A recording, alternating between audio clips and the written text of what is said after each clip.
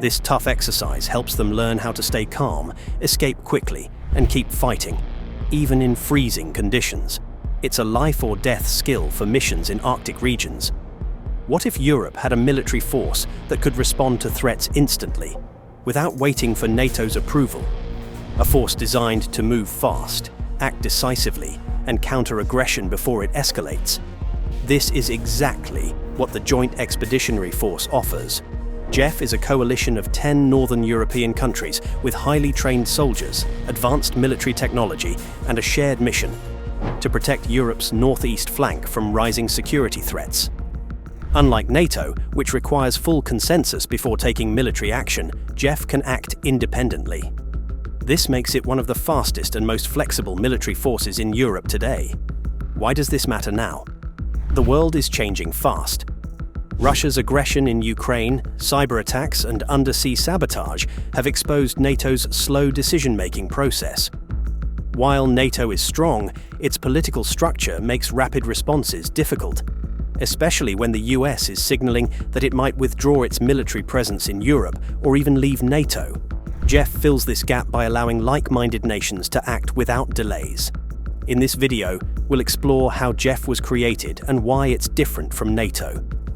Let's dive into the story of the Joint Expeditionary Force, a military alliance that could change the way Europe defends itself.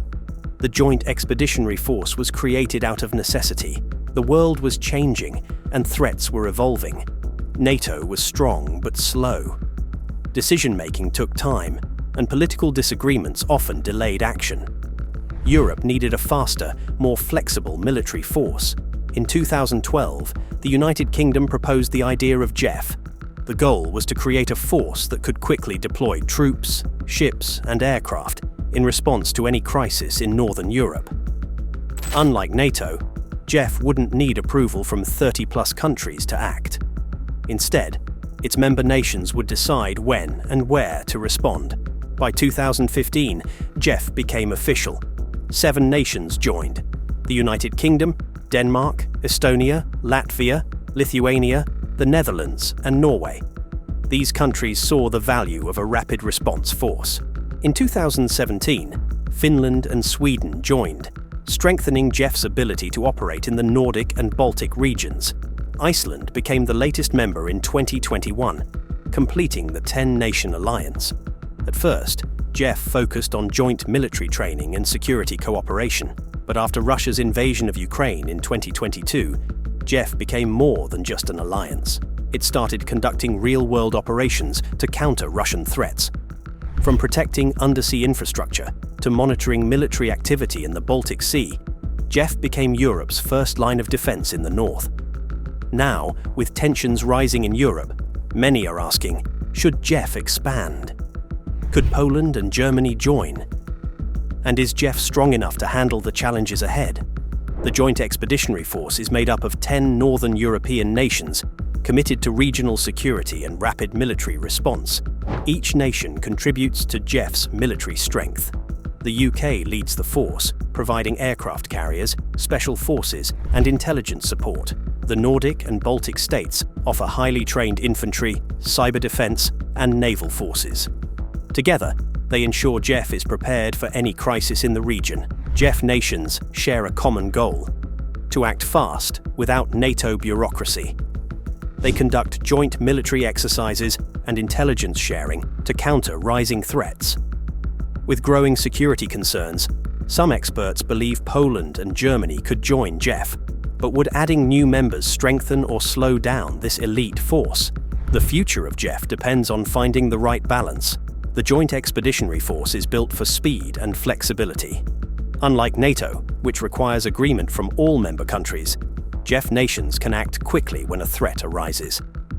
This allows rapid deployment of troops, ships, and aircraft without political delays. JEF operates through voluntary cooperation, meaning each country decides whether to participate in a mission. This ensures faster decision-making while maintaining strong military coordination. JEF also conducts regular military exercises to keep forces combat-ready. These drills improve communication, joint operations, and rapid response strategies. Beyond traditional warfare, JEF is involved in cyber defense, intelligence sharing, and hybrid warfare countermeasures. Its ability to deploy within days makes it a key player in European security. As threats evolve, JEF's effectiveness depends on staying fast, adaptable, and well-coordinated. The Joint Expeditionary Force is a highly capable military coalition with elite land, naval, and air forces. Its land forces include rapid response infantry and special operations forces, trained for extreme conditions and urban combat. JEF's naval power is led by the UK's HMS Queen Elizabeth and HMS Prince of Wales aircraft carriers, along with submarines, warships, and coastal defence vessels from Nordic and Baltic nations. These forces protect critical sea routes and undersea infrastructure. JEF's air capabilities include F-35 stealth fighters, Gripen jets, drones, and advanced surveillance aircraft. It also has strong cyber warfare and intelligence units, making it effective in modern conflicts. The biggest advantage of JEF is speed. It can deploy within days, much faster than NATO. But is this military power enough to defend Europe? Or does JEF need to expand further? With rising tensions in Northern Europe, JEF's naval, air, and land forces remain on high alert. The answer may shape Europe's security strategy. Europe faces growing military and cyber threats, making the Joint Expeditionary Force more important than ever. Russia's aggression, cyberattacks, and hybrid warfare tactics put Northern Europe at risk. In 2021, Russia declared the Baltic states, Finland, and Sweden as part of its sphere of influence. Just months later, it launched a full-scale invasion of Ukraine, proving its willingness to use military force. Additionally, recent undersea sabotage incidents and cyber attacks on European infrastructure highlight the constant threat. JEF acts as a first line of defense, ready to respond faster than NATO.